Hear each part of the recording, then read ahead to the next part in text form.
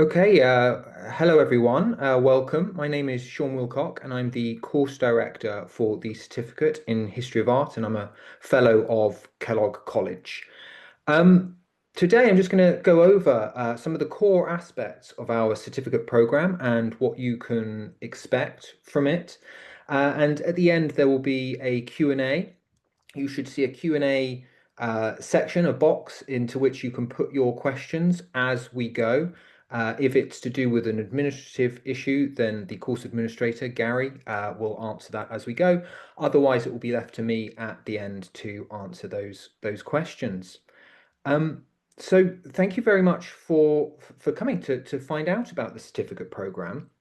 This is a program which we've put together recently. It's a sort of new version of the course, and in organizing this, my aim really has been to create a space for students to have really impactful, rewarding engagements with a wide range of artworks, really deepening your understanding of what art is and the role that it's played in our history. And I know that people joining us today will be coming from all kinds of different backgrounds with different life stories. But I think one of the things that often unites the people who attend these webinars and the people who find themselves in our classrooms is that at one time or another, you felt compelled to stop and return perhaps to a work of art, to linger with it a little longer, and perhaps to puzzle over its meaning. And I think this experience of slow looking, of considered looking, that really is what this course is about. And I think it's something that's increasingly precious today, actually, because we're constantly bombarded by images, bombarded by information, but we rarely have a time, sort of time and space to really sit and think about those images, to think about those experiences. And that's what we want to offer on this program, creating that space in which you can have those impactful encounters with a wide range of artworks. I think there's a sense with images in particular that perhaps you can take it in all at once in a glance. Um, Unlike a book which slowly unfurls. But I think that's wrong, and I think that's one of the things which this course will really show, that spending time with images, about allowing the sort of pictorial narratives or the aesthetic impact of a work of art to unfurl and develop, that this is important, and it's essential, in fact, to our understanding of what art is and its sort of historical meanings. So the certificate program, particularly in the first year, it's about learning that discipline of paying close visual attention in order to understand works of art in their historical context and to think critically about the meanings that those artworks held for those who first viewed them, for those who made them, as well as the meaning that they hold for us today. And those two things might not always be the same. So what do we look at? We look at a wide range of artworks and art forms. We look at Renaissance painting, Renaissance sculpture, Impressionism, conceptual art, all the sorts of things that you might expect to find on an art historical survey. But we also hope to introduce you to broader forms of visual and material culture that you may not have already spent so much time thinking about. Things like Victorian era photographs, things like illuminated manuscripts or Islamic architecture. We're really blessed in Oxford with having extensive collections and resources. And so one of the key parts of this program is about making the most of that and going into the archives, going into the museums, going into our galleries and spending time with the work itself, the material object itself in handling sessions or in the galleries with curators. And I think it's really important to spend this time with these historical objects and to evaluate these items as forms of historical evidence, because these were things which were made to be looked at, created to be regarded. They are often beautiful, but even when they're not, I think, or they're not to our taste anyway, I think they are enthralling because they have persisted in time and they're still here with us and they bear witness to something. They bear witness to historical lives, historical cultures, historical power structures. They bear witness to ways of seeing and organizing the world. So the course is not just about cultivating enjoyable aesthetic experiences. That may well be part of it, but it's about approaching those artworks as forms of historical evidence, learning to be art historians and to read images in a sort of rigorous, intellectually informed way. And often this means really learning to ask the right questions about them. And that's what we're here for, to learn how to put those works of art in their historical context, asking the right questions to really elucidate their meanings and help you be able to articulate those meanings in written and verbal forms. So that's the sort of the why of the course. I realize I haven't been going through my initial slides here, so that's me. Um, that's the why of the course and the sort of broad strokes of it. And I'm now going to speak a little bit about the sort of logistics, how, when and how you would be studying with us. As I'm doing this, I'm realizing that at times this background is giving me a sort of mohawk, which is a much more radical haircut than I do in fact have. So apologies for that. So our program is a part-time undergraduate program and it's taught at first year undergraduate level. And one of the key things about this program, and I think what makes it really distinctive, is that it's a blended program. So it mixes online learning with face-to-face teaching components. Uh, we, we sort of want to make the most of the flexibility and the variety of resources which we can make available to you in online formats. But at the same time, as art historians, engaging with works of art in the gallery context, in the archival context, as material objects. This is very important to us. And so we want to maintain that with regular trips, both in Oxford and also to London.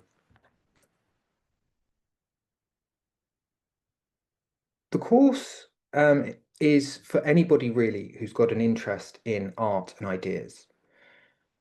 We want students who are curious about art that they already like, but also curious about forms of art that they might not yet have been introduced to, or even which they may have been introduced to and currently are not so enamored with.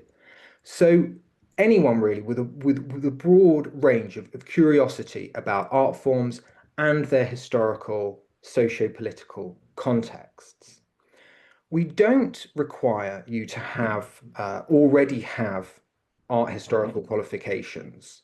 Um, Obviously, if you do have some experience in studying the history of art in one form or another, that can be helpful, but it's not essential for us. I think one of the really rewarding things about working for Oxford Lifelong Learning is that as a department, we are open to a broader range of experiences that might put you in the position to really get the most out of studying here at Oxford. So, for a sort of, I think when people think of Oxford undergraduate degrees for the sort of 18 to 21-year-olds, they're thinking of 3 or 4 A stars and definitely all sort of directed towards the discipline that you're studying. Whereas in Oxford Lifelong Learning, we do things a little bit differently, and we're here to increase access to our collections, resources, and teaching. And so other forms of life experience beyond academic qualifications may well come in handy for you in your application process. Now, in terms of the structure and the mixture of the online content and the face-to-face components, which I mentioned is a really sort of fundamental and distinctive feature of this course, You would be required to spend a total of 9 Fridays per year in Oxford for what we call our Friday residences. And essentially, that means 3 Fridays per term where we meet in Rewley House, and we will have usually a structure that looks a little bit like this. We will have a classroom session in the morning where we will sort of introduce key topics and ideas of the day. We will then have a breakout session in one of the museums or archives. So, for instance, the student group that I was recently with had theirs in the Ashmolean Museum, and then we return for a final session in the afternoon where we sort of digest what we've seen and think about other contexts that might be relevant to that art. In other words, those Friday residencies are really about making the most of face-to-face teaching and the most of the resources that we have here in Oxford. In addition to that time in Oxford, there will be 2 Saturday trips over the course of the year in the first and second terms. When you're not with us, with your tutors, sort of in person, in the flesh, you will be working through in your own time asynchronous online units. So that means that you have an amount of flexibility in when you choose to do that work.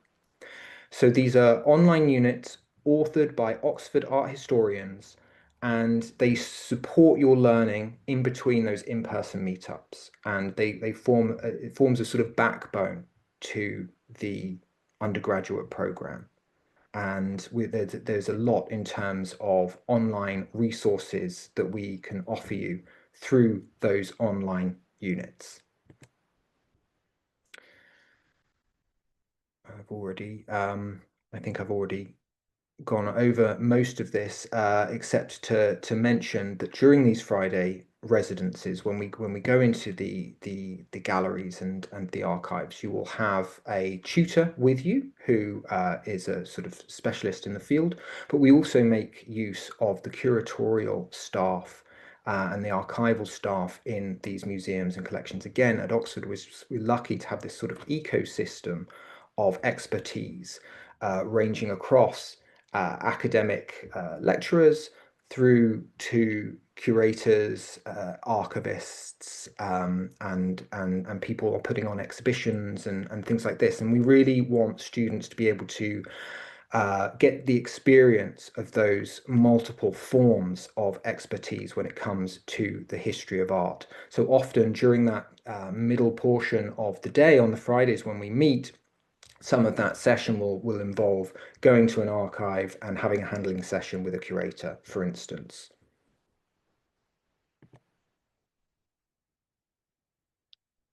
The online units are, as I say, asynchronous and you work through them more or less in your own time.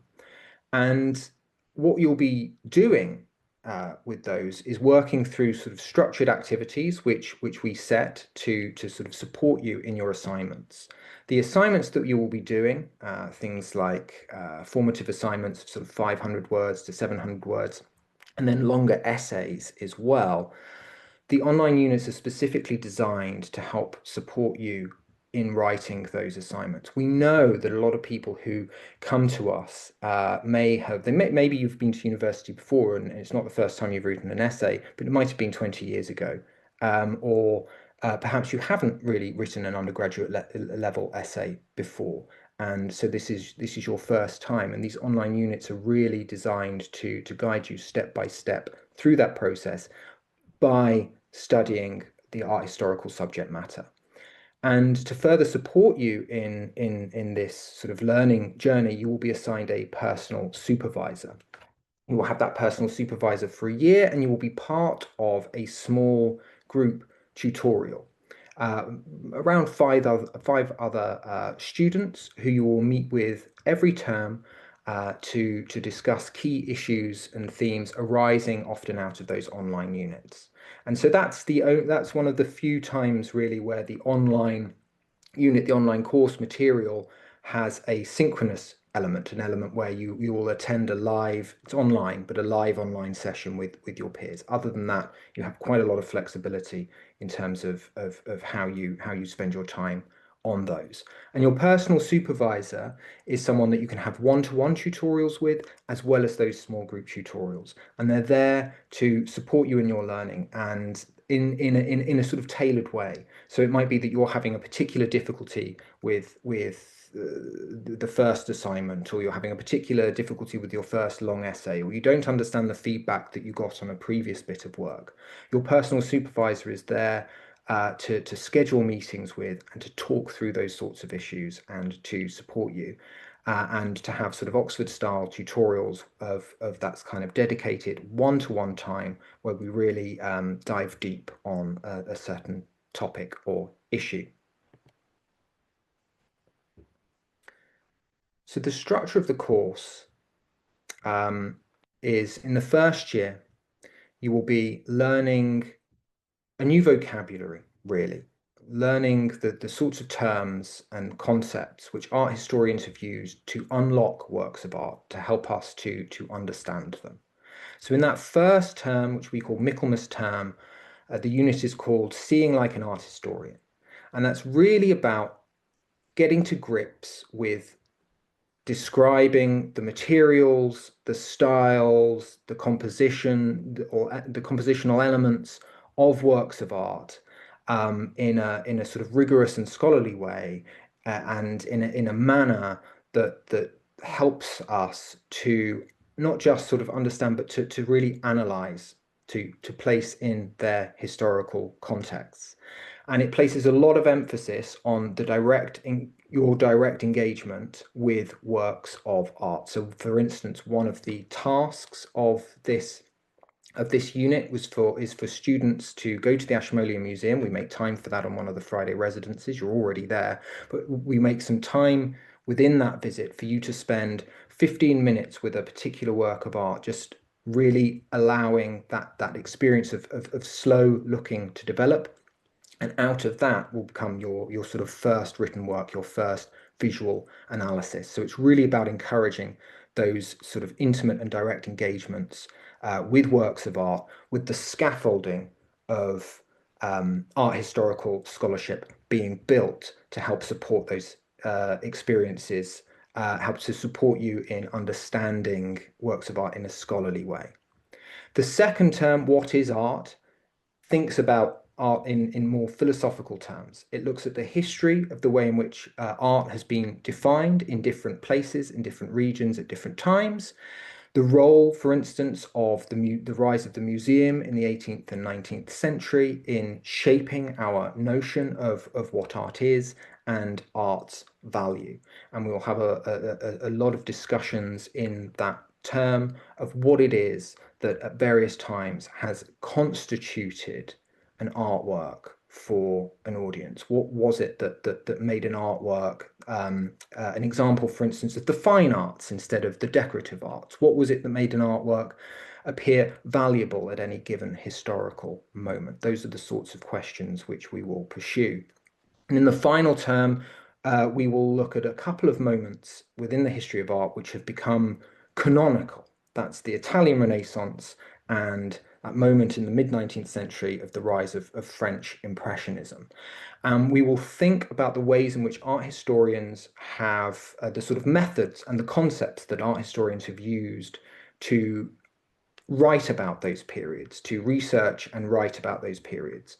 So we'll be studying not just the Italian Renaissance and not just French Impressionism, but actually we'll also be studying the art historical scholarship that has gone hand in hand with shaping our understandings of those periods and movements.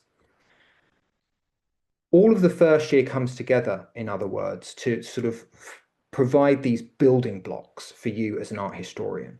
You learn how to look, you learn a new vocabulary, and you learn new forms of conceptual and methodological approaches to works of art. And all of that puts you in good stead for the second year of the program, which is a survey of the history of art from the medieval period through to the contemporary.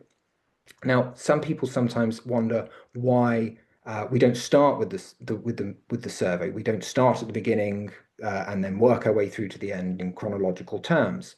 And it's a good question, but what we feel and what from experience really works is that that first year is best spent equipping you with with that vocabulary, with those skills, with the right questions to ask, so that when you come to do that survey, you can really get the most out of it. And if you were to just begin with the survey without those sort of building blocks in place, it would not be as enriching for you. So that's the reason for doing the survey in the second year.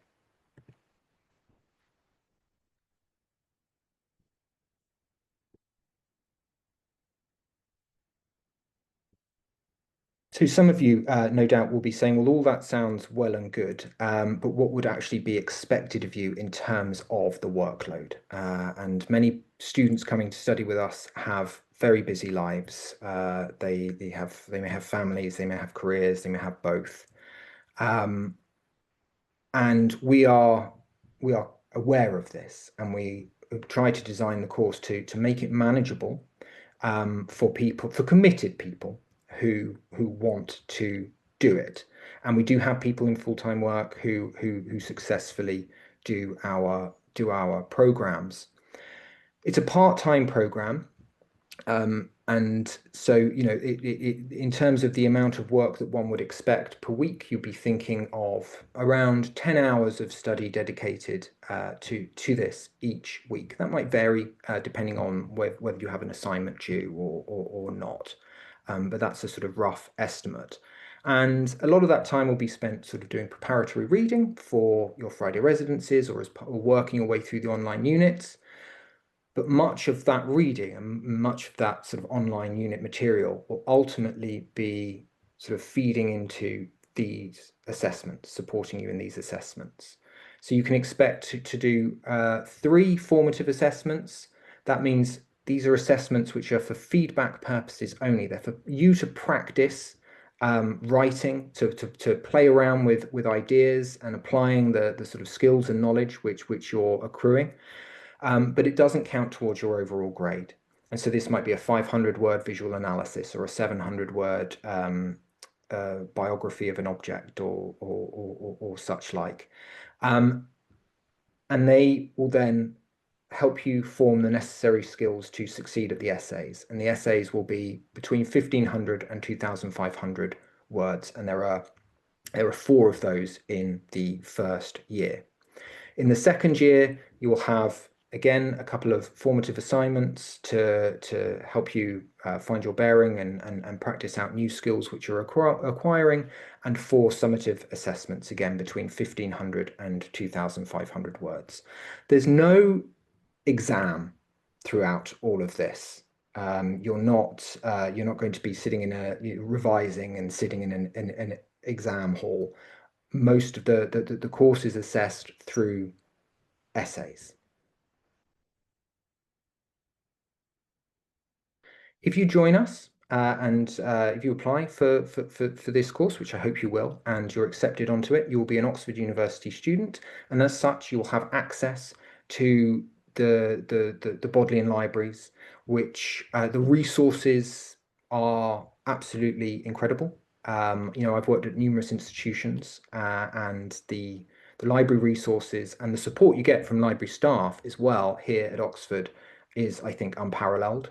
Not to mention the fact that there are various extremely picturesque library locations in which you can choose to sit and do your work. And then if you successfully complete the certificate program, which the vast majority of our students do, you'll be invited to an annual award ceremony at the Sheldonian Theatre. And, that's a very uplifting time of the year for us and for our students who are receiving their certificates or diplomas if you go on to study the diploma with us as well.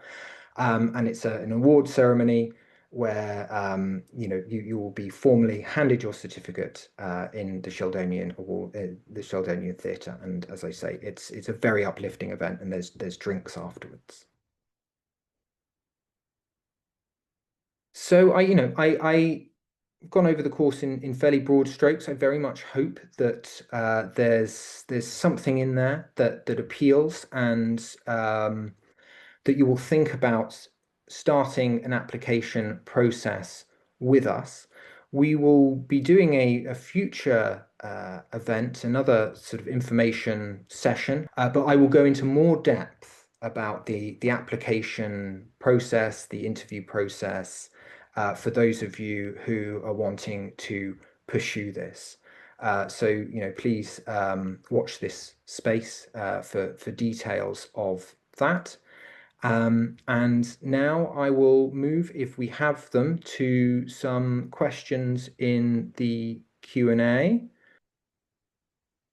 There we go.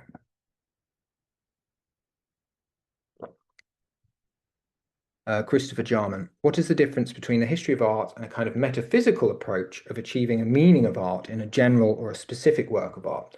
I'm not fully sure I understand your question there, Christopher, but what I think you're asking is what's the difference between perhaps the history of art and philosophical aesthetics.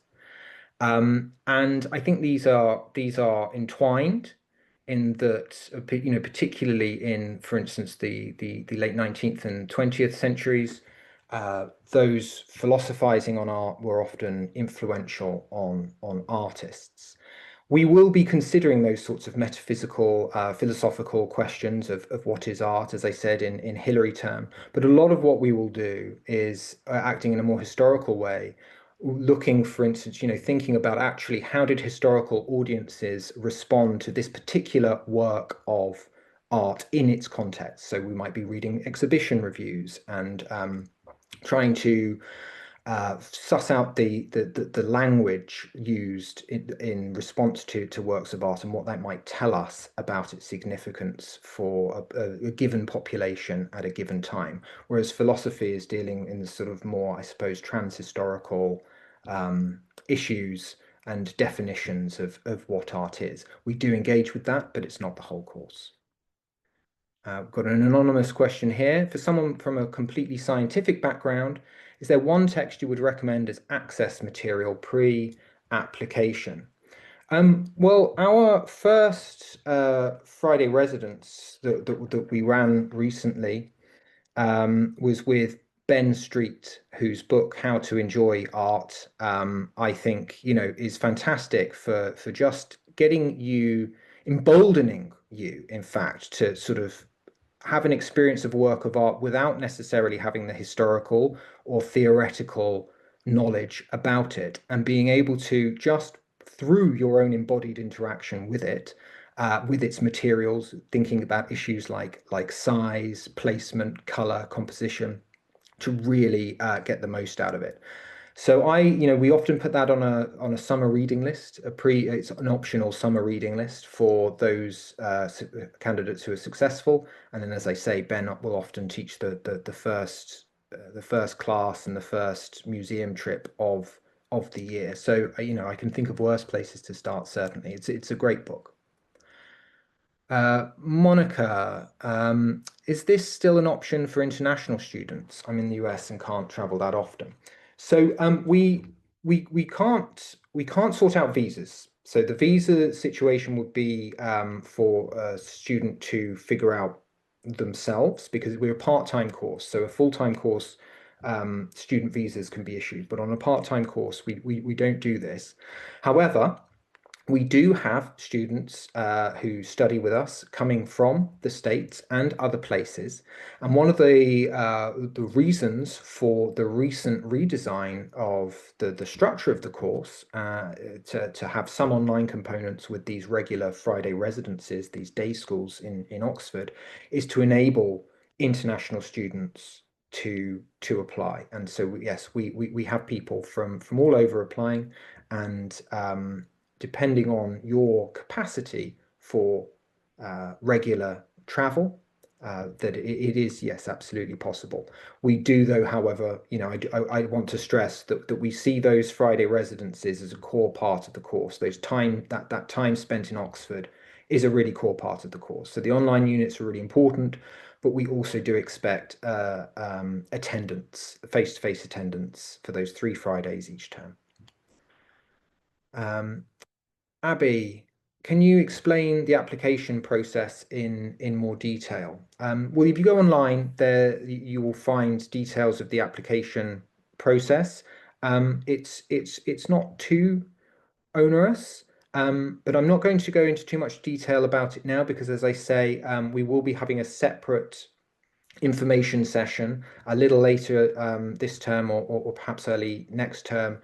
Mary can maybe let me know on that one, where I will go over the application and interview process in a little bit more detail. So for now, I would invite you to have a look at the website, and then if it's something that interests you, we will be running a session on that. Jackie Kelly, what about accommodation during the Oxford and London trips? So you come for the day. So most of our students will come in the morning. We will start at 10 a.m. and we will finish at 5:30. So many of our students will just come for the day. Our teaching takes place at Rewley House. Rewley House is it's near to the train station. It's very near to the Ashmolean. Just a couple of minutes walk away. It's very convenient.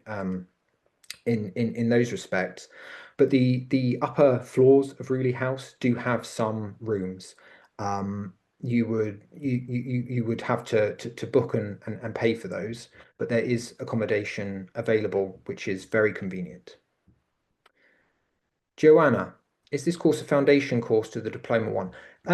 Yes, it is in essentially they're separate programs, but many of our students on the diploma, the majority, the vast majority of our students on the diploma have gone through our certificate program, and our certificate program does build that sort of foundation of knowledge, those foundational skills as an art historian, which place one in good stead for the slightly more advanced form of study offered on the diploma program.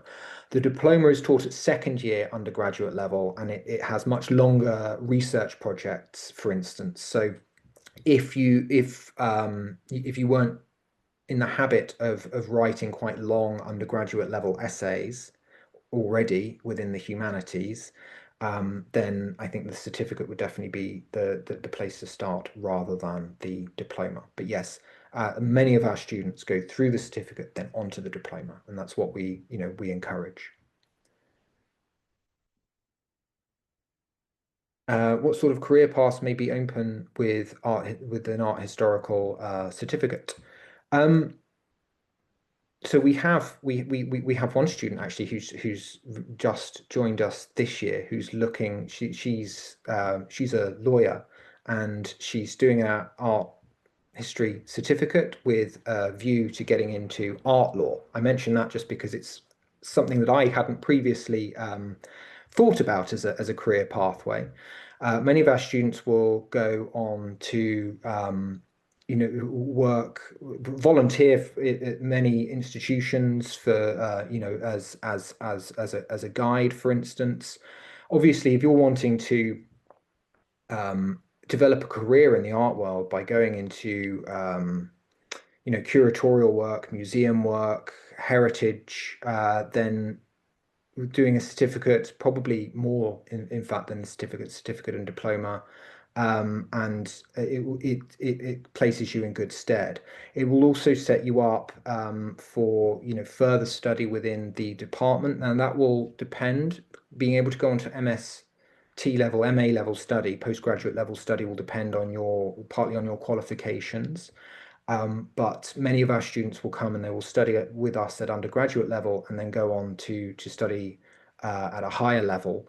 We don't currently offer an MA in the history of art in our department, but it is something that we are very interested in developing in the near future. So watch this space on that one.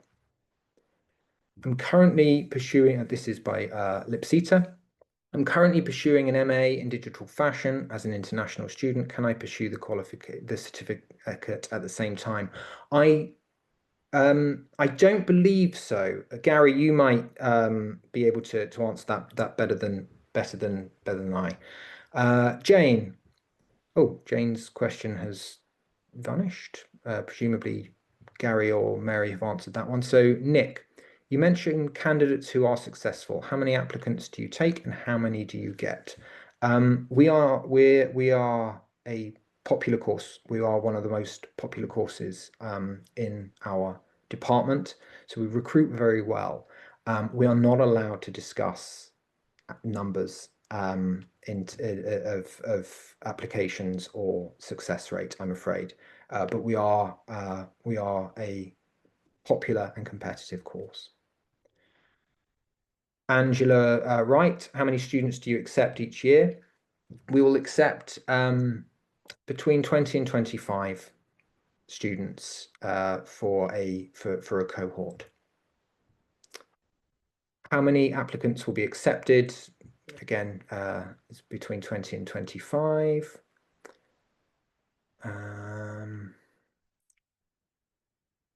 Sita, I think I've answered that. Pat, how far in advance are the in-person dates set? Um, so we already know the dates of the in-person sessions. Not off the top of my head, but any successful candidate would be able to get those dates very soon after interview. Bex Seals Childs. Do most people on the course already have extensive art knowledge? No. So it depends what you mean by extensive. Most of well, I would hope actually all the students on our course have a real interest in and commitment to studying the history of art. Many of our students are people who will, they regularly find themselves in galleries and museums when they have an opportunity. But we it's our it's our job as a sort of certificate art history program to teach you the history of art. We don't expect you to come already knowing about it. And I think, I'm glad that someone's asked this question, because I think quite a lot of people turn up in the classroom sort of expecting maybe everybody else to know a lot more than them. And I know there's a sort of imposter syndrome anxiety amongst some of our students in those early weeks. Um, but from our perspective, what we're looking for and what we look for through the interview process are people who we think are going to thrive within this academic context and really get a lot out of studying with us. We're not testing you on your already existing art historical knowledge, but we are thinking about a capacity for being an art historian. Jackie Kelly. I have a master's degree from Leeds in linguistics and literature. Would a diploma be more appropriate? Jackie, you would be eligible to go straight to apply to go straight to the diploma. What I would suggest is having a look at the online course materials which we have available on the website, and just see what you want to get partly out of art historical study, and what your comfort level is. I mean, I would say that we have, for instance, some students joining us who have been academics in Oxford for a career. They're, they're sort of approaching retirement or just retired, and they have started with our certificate program and enjoyed it. It's a new discipline. So it's not necessarily about, you can have an MA in sociology or whatever, but you still have to sort of learn a new discipline. Now, you would be in a position to be able to pick things up, maybe certain sort of core aspects of research and writing quite quickly, and be able to apply it to the art historical context. And that's why you would be eligible for the diploma. But I say a lot of people who have advanced qualifications, nevertheless study the certificate program, Obviously, that's where they want to be, want to find themselves. And so I think either, depending on your own view of things. Mariana, would you recommend submitting an application as soon as possible, or is it better to wait until after the information session? Imagine the course receives a large number of applications. We do receive a large number of applications. I don't look at any of them. We don't look at any of them until after the deadline.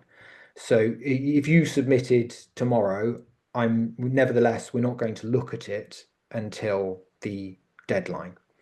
Um, that said, I, as I said, we will be going over what we like to see in applications and things like that. So I would suggest sort of setting one up online, having a look at what it entails, and then attending the future session, and then you can modify what you've already done in light of that session, and sort of dot the I's and cross the T's and submit. Paul Martin, do you have many older students apply? I've just retired. Yes, we do. We have a range. We have a wide range of students. We have people ranging from, I think, our youngest student at the moment is 21, but we have many students who come to study with us in retirement.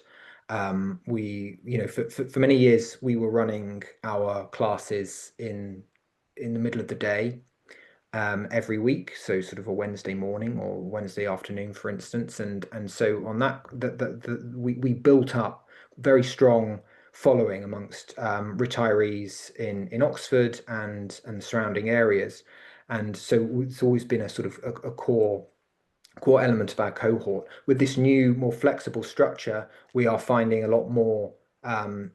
We find more young people are able to come and study with us and balance it with their careers and other commitments. So we've got a really nice range of students on the course. Um, Titavati, how is this course different from the Certificate of Higher Education program? Brackets History of Art. I don't teach on the Certificate of Higher Education. I can see that Gary is answering that now in any case.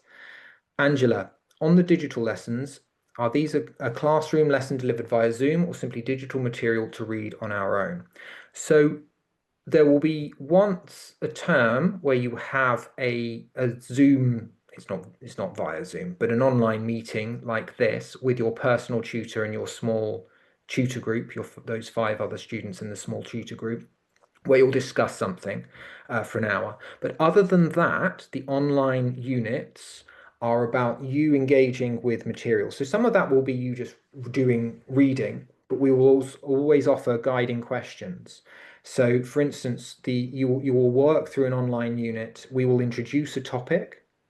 We might invite you to compare and contrast particular images to write down your thoughts on this. You might be asked to contribute to a forum discussion with your other with your fellow students, and then you would come back and you would be able to reveal our discussion of that a visual comparison, so that you're able to check your own answers, check your own thinking against a sort of model answer, for want of a better term, and then you move forward onto another activity.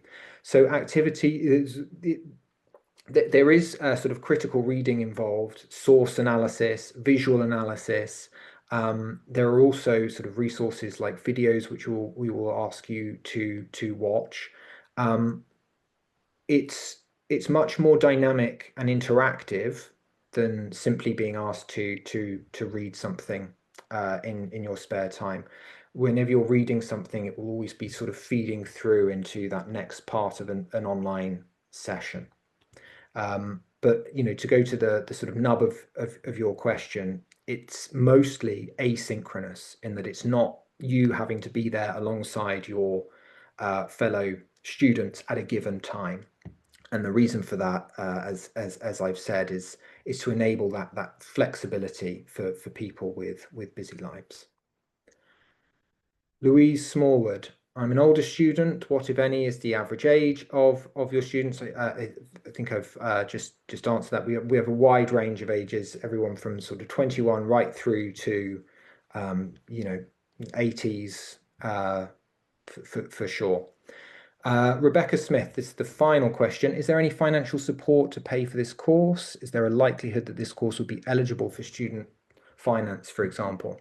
I'm afraid this isn't something that I know a lot about. I know about the academic side of things, and not the financial.